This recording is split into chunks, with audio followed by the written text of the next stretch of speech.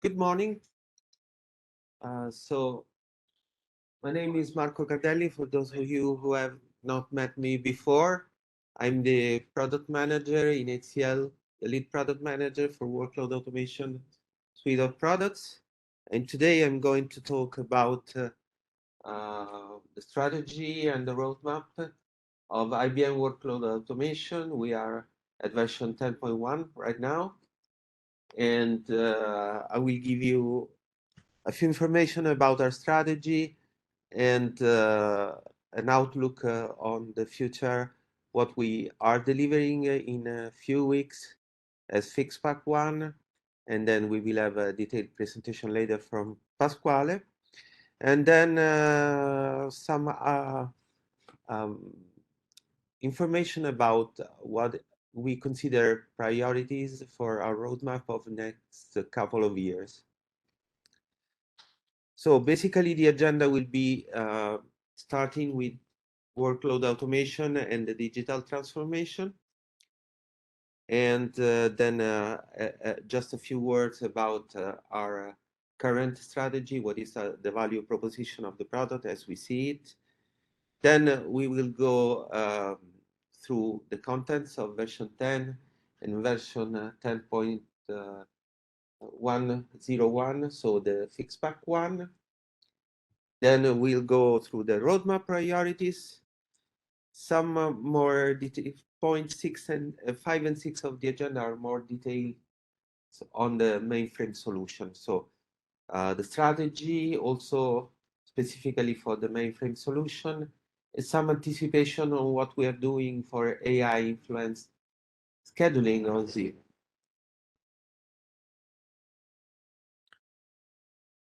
Okay, so maybe you may have seen this slide before. This is showing what is the digital transformation as it is occurring in customer environments. So we started with the old, traditional on-premises applications and tools and deployment with deployment on premises. Then there was the first move to the cloud was starting to use virtual machines and moving application infrastructure on cloud. But the final, and probably most of the customers are still mainly in this phase. The final phase is to go to the cloud native world. So we're talking about a different level of cloud maturity, which means containerized applications. So based on Kubernetes mainly, means that applications are cloud native, so their architecture is based on microservices. So this is the final step to the cloud. And this is a transformation where all the customers are currently going. So they are going through this journey. And our product is doing the same kind of journey with the applications of the customers. So we started as a traditional scheduling tool on premises. We still are, of course. It's still possible to deploy the product on premises. But then we always, almost from the beginning, allowed our customers to deploy the product on cloud environments, and that's something basic. Then with 9.5, we reworked the infrastructure of the product to let it be containerized. So this means that all the distributed components, at least the dynamic workload console, the master, and the dynamic agents are containerized, are available on container. And that's where the product is from this point of view, because we are not, we don't have an architecture based on microservices. We have other ideas about that in the future, but along this journey, we are going together with the customers, and we are supporting their journey without, basically, we can help customers to manage this kind of hybrid environments. They can manage applications that are both in the first part of cloud native or even on microservices from the product, from our product, that can be deployed on premises, on cloud, and even on containers. So we allowed our product to go along with our customers' digital transformation.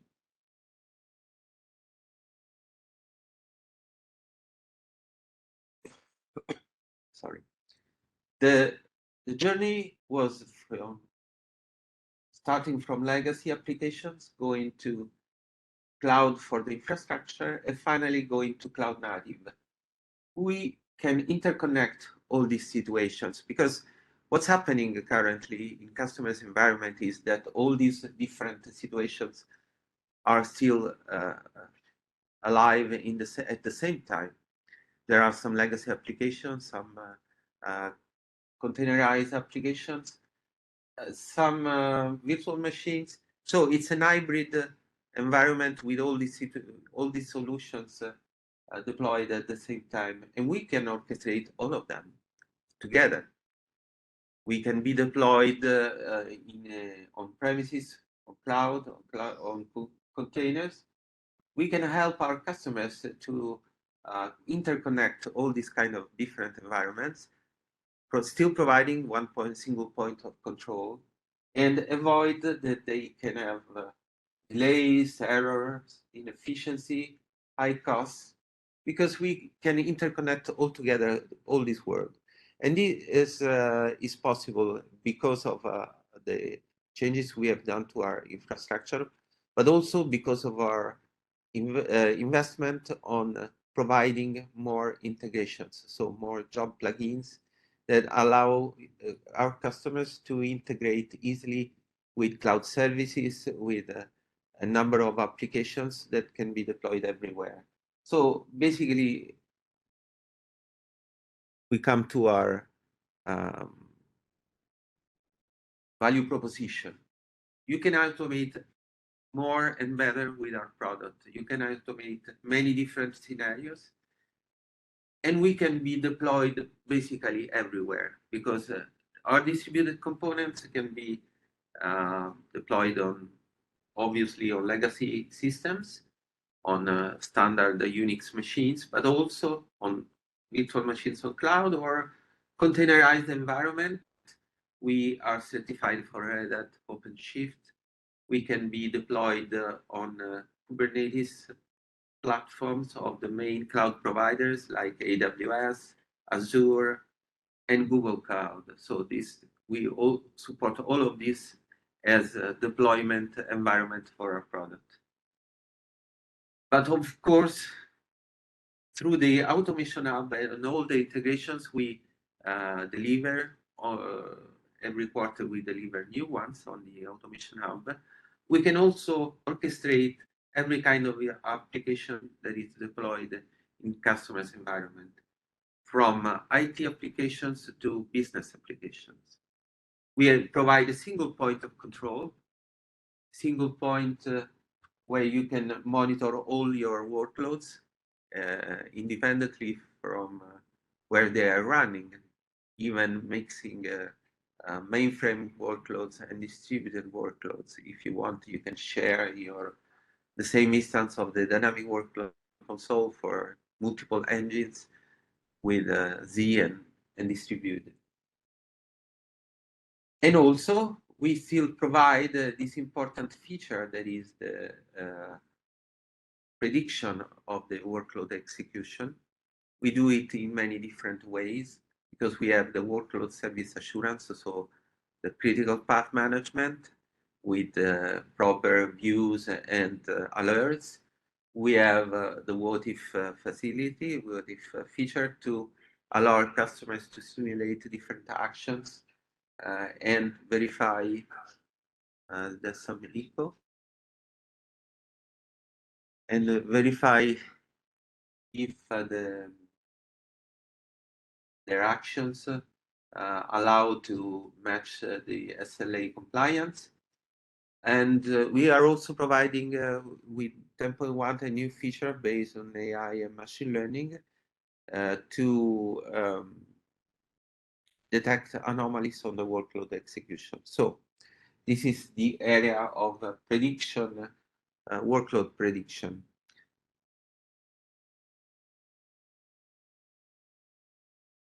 Just an outlook of the long list of plugins that we provide to integrate our product with multiple applications with a no-code approach, because rather than writing scripts to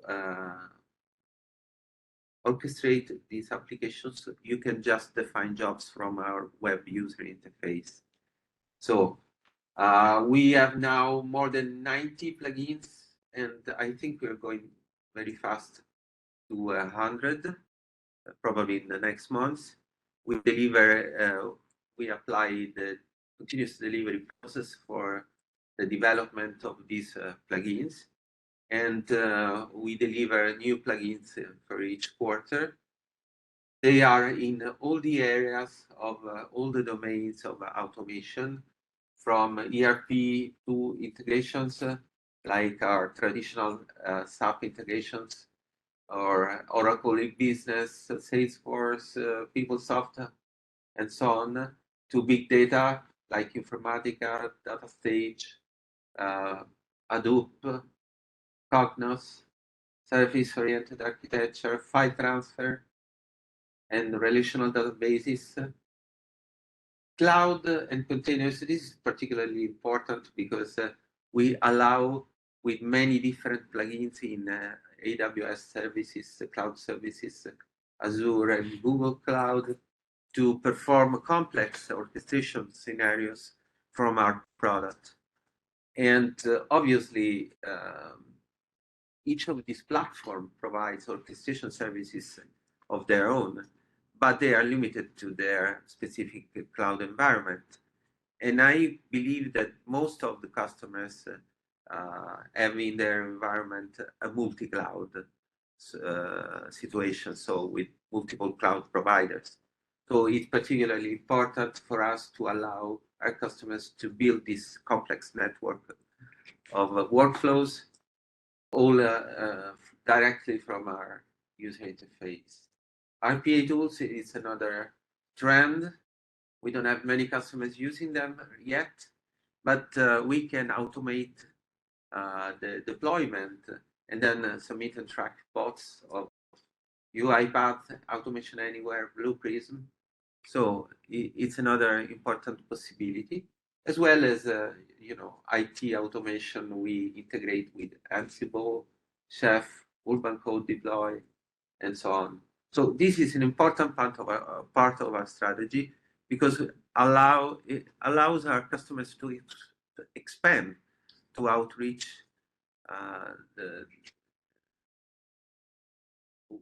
to a wider set of automation domains.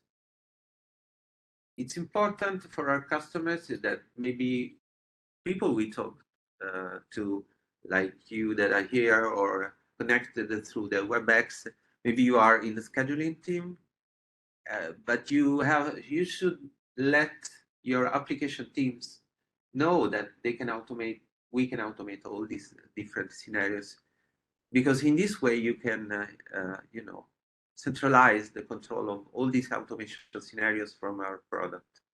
So it's an interesting way to expand for us, but also a way for you to increase the level of control and compliance in one tool.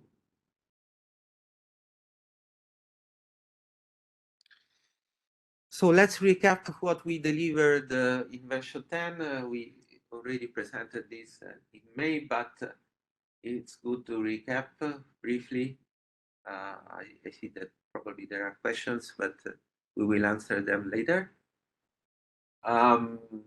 So we have delivered in three main areas, enhancing the operational experience with two main scenarios. One is this new AI machine learning based component called AI Data Advisor, that is used to perform anomaly detection on the workload execution.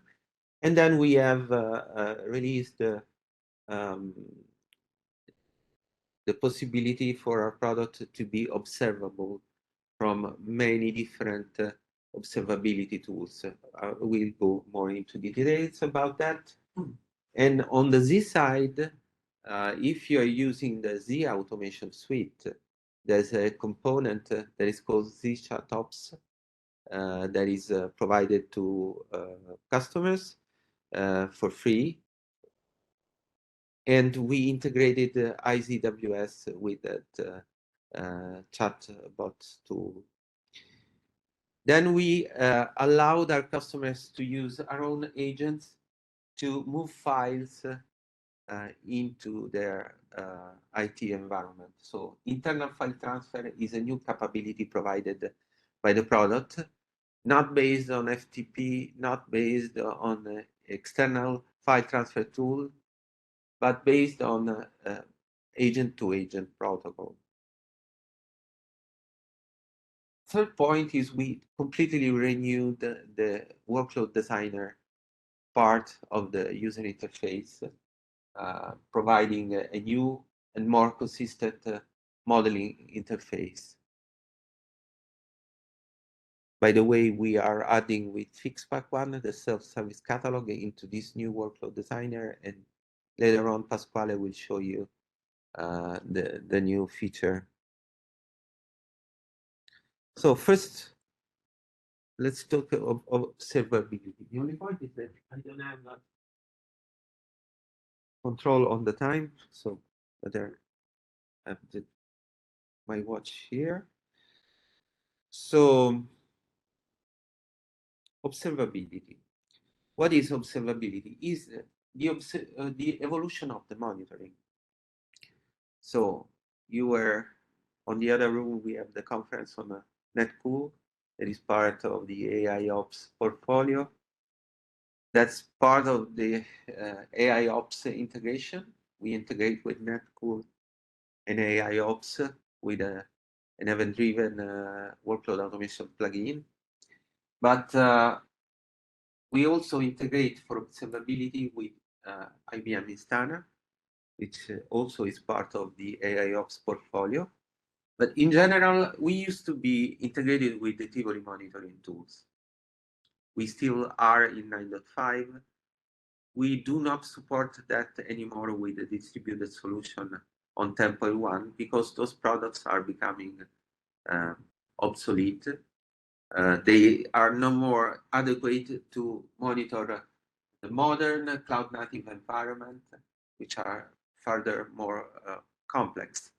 So the new discipline is called observability, and is based on the fact on three main telemetries: metrics, logs, and traces. So our target for workload automation was to provide data for all the three metrics using open standards, so that we don't force our customers to use a specific monitoring tool. Although we integrate easily and provide dashboards on the Automation Hub for IBM Instana, which is obviously the IBM preferred solution, we can integrate with any of these observability tools. Like we provide dashboards also for Grafana and Prometheus. We can integrate, as I said, with Instana, but also with Dynatrace, New Relic, Datadog, Sysdig, Elastic, and Splunk, that I forgot to put the logo here. But so basically, the message here is whatever tool your IT environment is using to monitor the environment, we can integrate with very easily, because we use open standards to provide the data on these three different telemetries. Metrics and logs are already in the product. Metrics from FixPack 4 or 9.5, logs from version 10.1, and we will probably provide the traces with the next FixPack, not 10.101, but the following one next year. We were waiting for WebSphere to support open telemetry, which is the appropriate metric for open standard for traces. So that's basically all about the observability. Let's say that these three are specifically three different scenarios of monitoring, because metrics is the data that we provide to monitor the infrastructure of the product. So all the alerts and events that are created by workload automation. Logs is more dedicated to the jobs that we manage, so to the workload. And traces is more related to performance and to the liberty environment. So this is, there are three different monitoring scenarios. Then we delivered also this new component called AI Data Advisor. It's component available on container, a distributed component. What is how does this work? Basically, the product provides with the open metrics standard statistics about the execution of the jobs and workstations. And these statistics are read periodically by this component, analyzed, and with AI and machine learning algorithms. What happens is that this component is able to learn about your workload execution cycles and detect if there is an anomaly in today's workload execution. So it analyzes the execution of today's workloads and compare this data with the statistics of normal days where there were no particular problems, and is able to alert you in advance if there is something that is going different from usual. So if there are more jobs waiting than usual, if the ready list is too long compared to the usual, if there are too many jobs in error. So it's able to provide you some insight on the statistics of the workload execution and alert you in case of anomalies. Any questions? It also provides a specific UI with historical data analysis, so charts to analyze the behavior of jobs and workstations.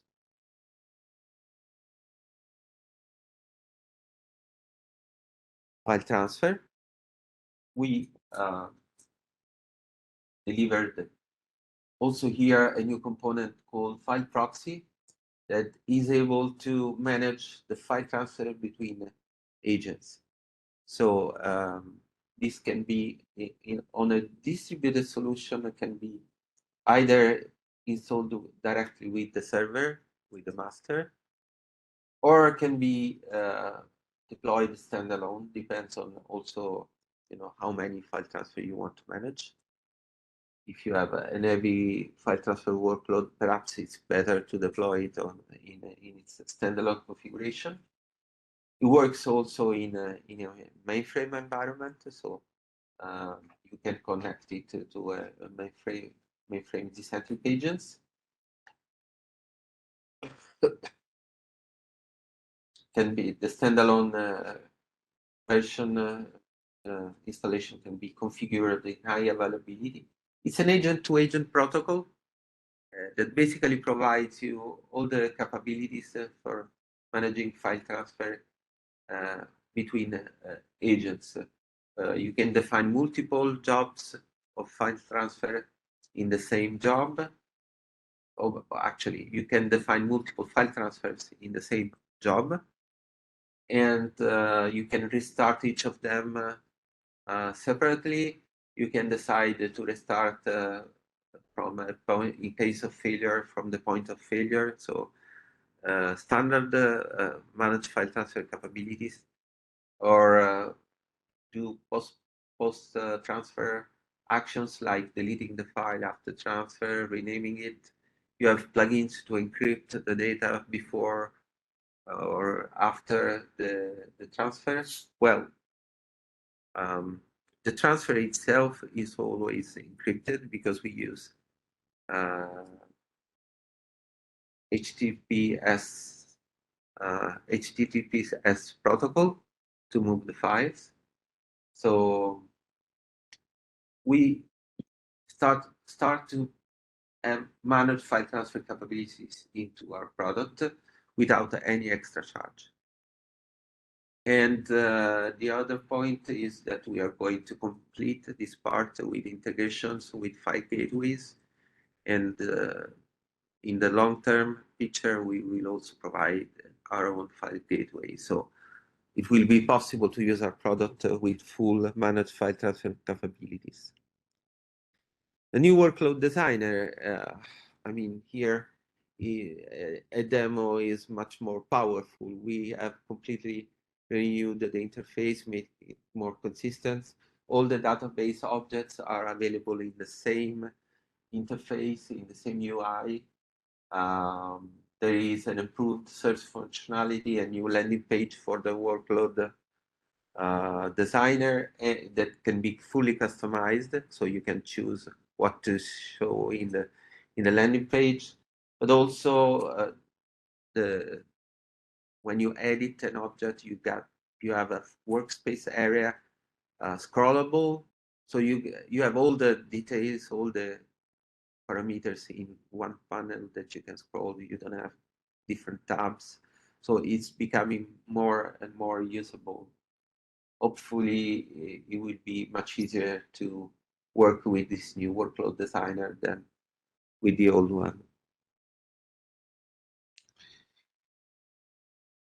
Okay, so let's now briefly talk about the Fixpack one. There are still some of the two items are the same as the version 10.1 main topics. Then we added the security and DevOps part. So let's see. I don't know if any of you has ever used the self-service catalog feature. It was already available in the product, but we have renewed it with the Fixpack one. That, by the way, will be delivered in the fourth quarter, so end of November, beginning of December, so in a few days. We provide a renewed self-service catalog integrated in the new workload designer, and also with in the job stream definition. So the self-service catalog used to be with the services defined on the UI, so and stored in the UI database. Now the services are just a special type of job streams. So this means that you can work with the self-service catalog definitions with DevOps scenarios. So using the workload application template to import export the definitions. And also we added the tagging options to the new services. There is a new mobile interface for the self-service catalog. If for those of you that don't know the self-service catalog, apart from the fact that this Pasquale will demonstrate it later, but it's a special interface to the product that is designed for users that don't need to know all the details of the workload automation part. So they have a service to define that they can submit and track for success.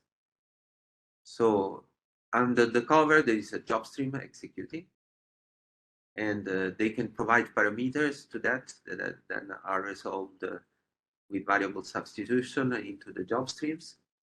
And they just have a simple interface in which they see the services. They don't need to understand all the details of what is defined in the job stream. This is service catalog. Obviously, is available for both distributed and mainframe. Just to remind you that security and DevOps, we are supporting. We have done some security enhancement, so supporting JWT token for secure communication between the server and agents. Then API keys for authentication of the workload automation services that are generated and can be saved in the database. And on the Z side, we have enabled the SAF queuing support for TCP or PTS communication, which means SAF queuing support was supported only for basically the communication with Z-centric agents. So for HTTP communication. Now it's available also for the TCP IP connection between controller and trackers and so on. So you can use SAF queuing support for that. And then on the operational experience, there is one big announcement. So we are delivering with the FixPack1 a remote command line called Orchestration command line. So why do you need this? You know that with FTAs you have command, but you don't have command with dynamic agents. So now this new remote command line will be delivered with dynamic agents. And also you can simply download it on your desktop. So you can control remotely, provide commands for jobs and job streams initially, then it will be completed with all the rest of the actions that are available from command. Yes. Does it include Oxman as well? No. Currently, no. So this is, yeah, it's actually a good question. Something we should consider. Yeah. Yeah. And it's a Go-based command line. And it's important because you can interact very easily with this command line with the product. And there were customers not installing dynamic agents because they didn't have command. So we are trying to fill this gap, and encourage our customers to move to dynamic agents that are, let's say, the future of the product, since we support all the integrations, plugins, all the new stuff is for dynamic agents. So we are trying to cover the remaining gaps so that you don't need anymore to use fault-tolerant agents. Although we still support them, but the investment is on, strategic investment is on dynamic agents. It's also for Kubernetes as well. Kubernetes administrators don't allow administrators kubectl command line access to the master. Mm-hmm. Yeah. Yeah. So the new orchestration command line is based on Go and provides with this first delivery operations on jobs and job streams.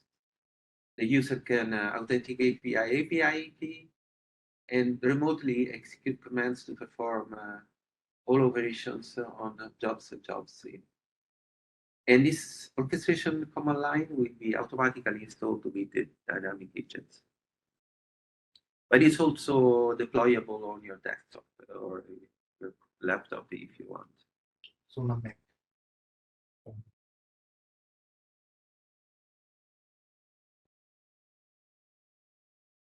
This point is on the new self-service catalog. I won't be too long on this because this will be deep dive in Pasquale presentation. But probably the most important news are the fact that the service is now a standard job stream, so it's fully inserted in the DevOps pipeline of workload automation objects. And the new catalog tagging options that you will see are very nice and useful to perform queries on the catalog tags. Okay, this is an animated slide, but we don't need to go through details. So now I still have two topics. One is an outlook to the priorities of our roadmap for 2023 and 2024, and then some specialized topic for the mainframe side. So here we are still working on improving the dynamic workload console. We want to work basically on the new workload designer, still missing the run cycle preview, and we want to fill that gap very soon. And revamp the graphical views to make them even more easy to use. We want to add the tagging in general to the workload automation objects, and rework the SAP interface in the workload designer, make it more modern. We are considering the possibility to design and implement an mobile app for workload automation with maybe queries, possibility to monitor the product or do some pure actions. And this has been is quite popular as a requirement of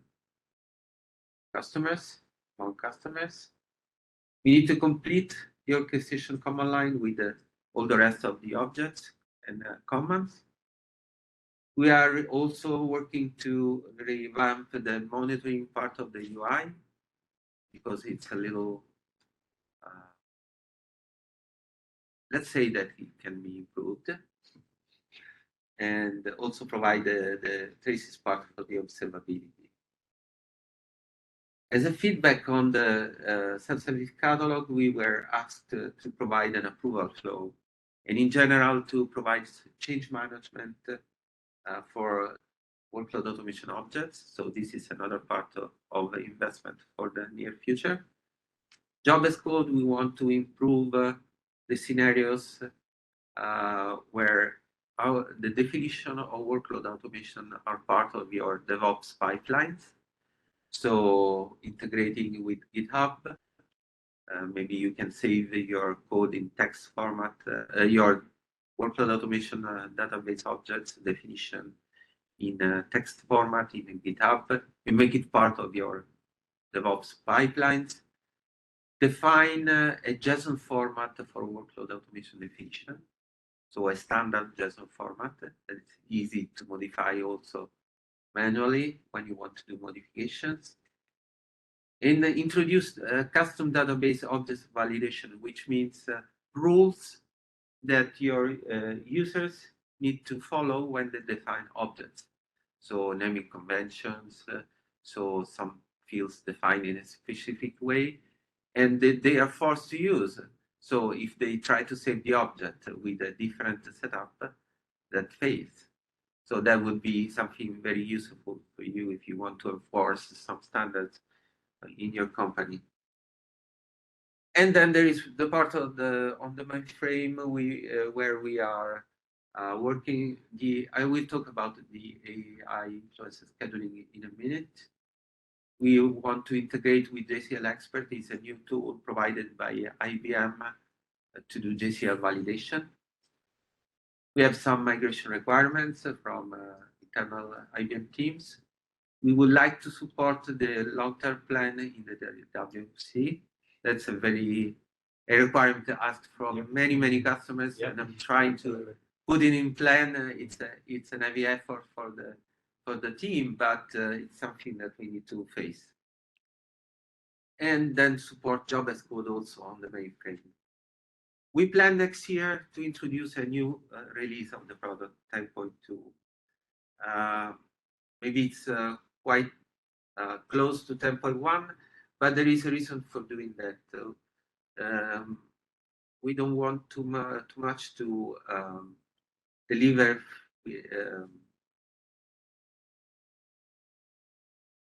new features with fixed packs. And the other point is that we want to start with 10.2 that probably will have a different name, a continuous delivery approach, like many other products in IBM, like WebSphere, like Liberty, and so on. What means to go with continuous delivery, you will see that in the next months, because we will do all the information, provide all the information about that. Basically, you will have one stream that is both for maintenance and new feature. You will have periodic deliveries, like every quarter or so. And so you will have much more frequent updates that you can install. We are going to modernize the deployment of the product, like many other applications. It's nothing different from what all the other products are doing. Maybe it's a bit new for workload automation, but we need to adhere to this new model because we are going through, we need to support modernization on every side, even on the delivery. Now, I still have about 10 minutes, and I want to dedicate them to the mainframe. Sure. 9.5. Yes, I don't know precisely the dates, but it's planned. 6 back 7. 7, yes. Probably next year. Yeah. Next quarter, first quarter of next year. Marco, it's Claire. We can't hear the questions that are being asked remotely. If you're able to. Okay. The question was in the room. Okay, I will repeat that. Thank you. The question was from Probal to ask if there is a new fix pack planned for version 9.5. We answered yes. It's going to be in the first quarter of next year. So mainframe, first of all, the mainframe has been, many times they've been saying the mainframe is going to die. It's going to die. It's 30 years we listen to that, but it's not going to die. We all know that. So the important thing is that we are going towards an hybrid world. You don't need to rewrite your mainframe applications. They will still be supported. What you need is to integrate the mainframe world with all the rest of the modern IT environment. So that's where we are going, supporting lots of new interfaces. We have the dynamic workload console. We have REST APIs.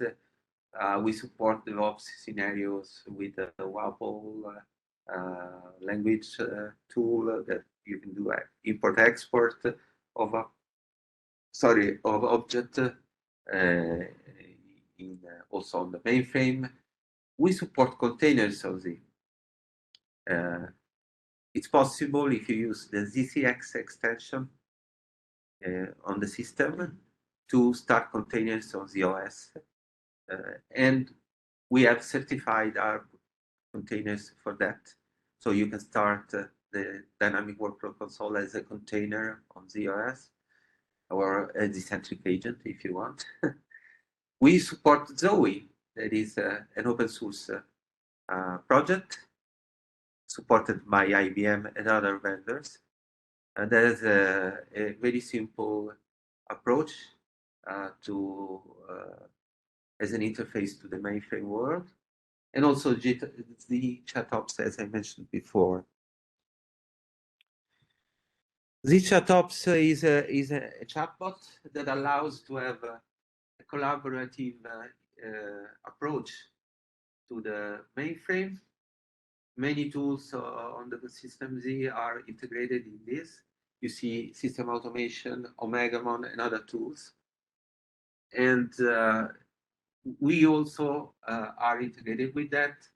We provide alerts and IWS messages and so on are also forwarded to the chatbot. And this chatbot can be integrated in many chat tools like Slack, like Teams, like Mattermost. It's possible for our customers, their operators, to cooperate in the same chat, exchange information,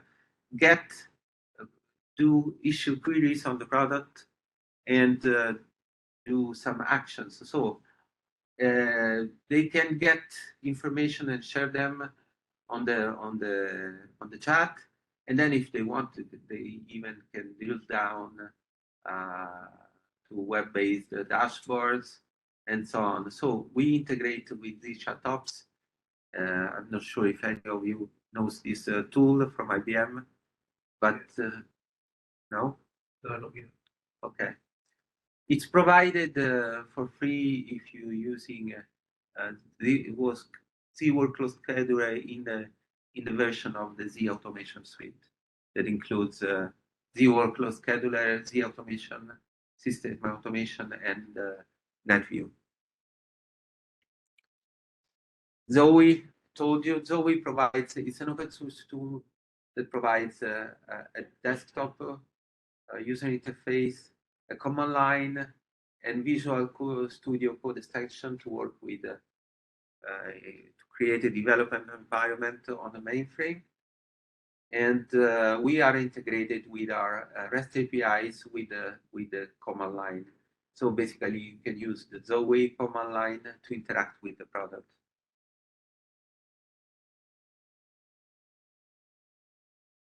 This is ZCX. The fact that there are using this extension, you basically start when you start a container, you start an image with a subset of the Z Linux functions as a ZOS address space, and you can run any container there that is certified for Z Linux. We did certify for Z Linux all our distributed containers, including the file transfer proxy, the dynamic workload console, the AI data advisor. So if you want, you can run containers on ZOS, and we are integrated with that, with the IWS distributed containers. Now, last topic, I have just 2 minutes, I guess. But it's something for the future. It's something that I wanted to share with you.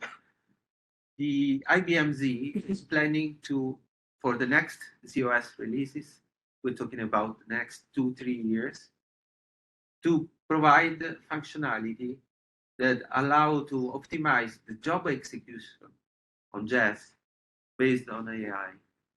So this is a big project in the System Z, using AI to optimize the job execution. And this functionality requires the contribution of the job scheduling tools. Because basically, we know we are able, with a job scheduling tool, to identify the job as a concept, because a job is not only a JCL name, but it's an instance of something defined in an application. So it has its own identification, let's say. But also we can collect statistics about the execution of the job, and providing them to the system when we submit a job, we can create a cooperation. And those information can be used by the system based using also AI to optimize the execution of the job. So this is a ZOS job scheduling environment, where here is the job entry subsystem. Here there is the job scheduler that submits jobs, yeah, well, you can see on the other screen, but basically the integration with the job scheduler is where the job scheduler passes saved job info and any insight of the jobs when submitting the job. And on the other side, after the execution of the jobs, the job scheduler will save the statistics on the execution of the job, like CPU usage, and the number of statistics that this system will require to us. In this way, when we submit the job, the system is able to understand which is the optimum environment for its execution. It knows normally how much CPU we use and so on, and can distribute the execution of the jobs, can distribute the management of the initiators on WLM and so on in a much effective way. So this is the future for the mainframe. It's very important, and we will be the first scheduling tool to be integrated with this. So we are cooperating with the system to develop this project together. And we will start in the next releases by optimizing the job submission. We will do something like if the job is ready to start, but it has a time dependency, we can submit it ahead of time and tell Jess to hold it until the time dependency.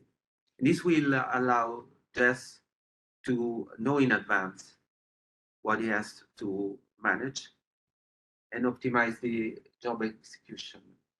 Then we will, the second step, we will be collecting information, statistics on the job execution after the execution, and then pass them back at the beginning when we resubmitted the job.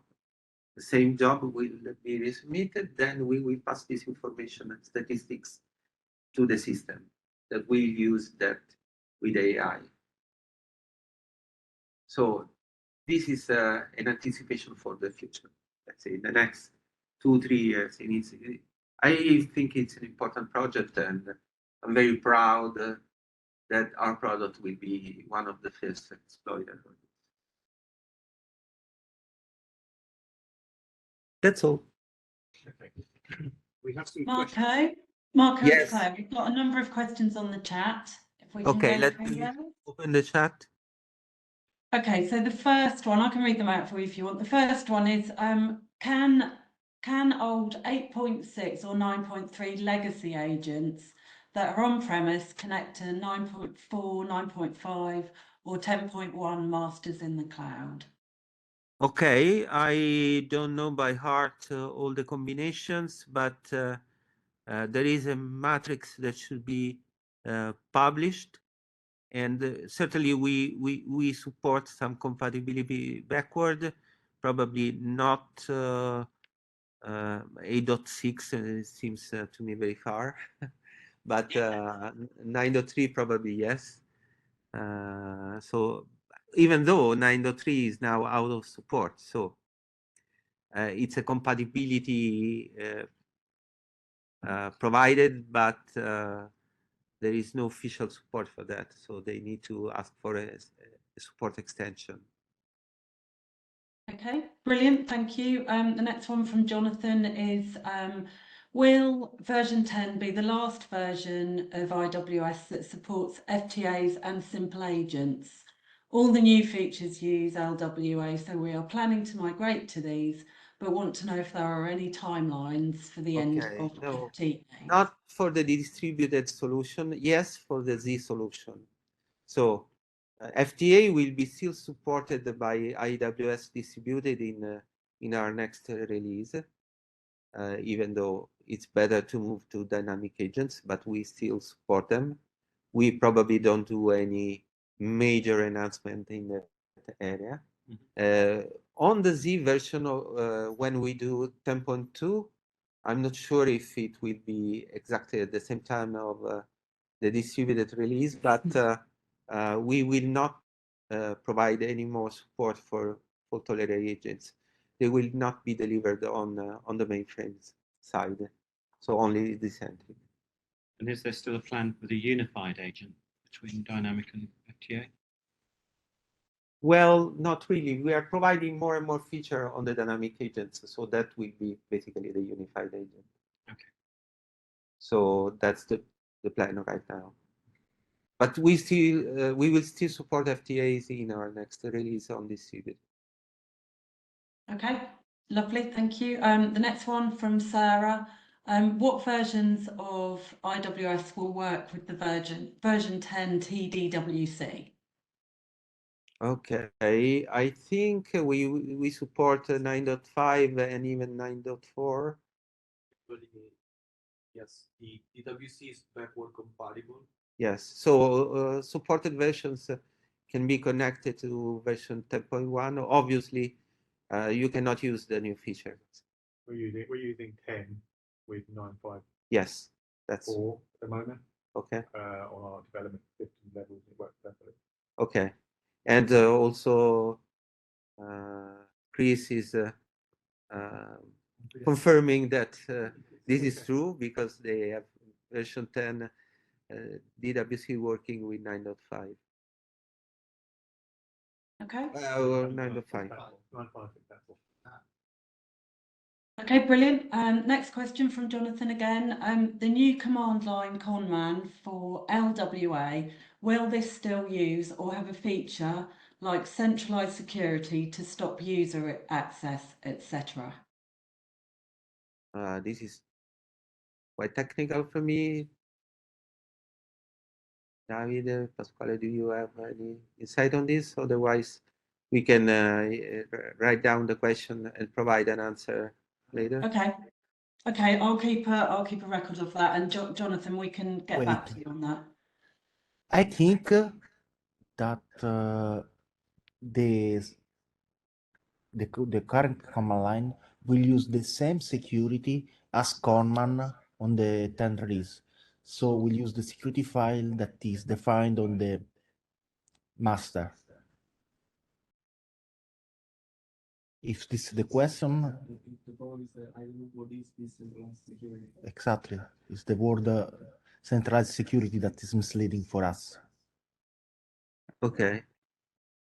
Maybe we can have a separate conversation with Jonathan through. All the question of Jonathan will be answered during the presentation that we will have Later on. Yes, later today, or eventually we can have exchange emails with Jonathan.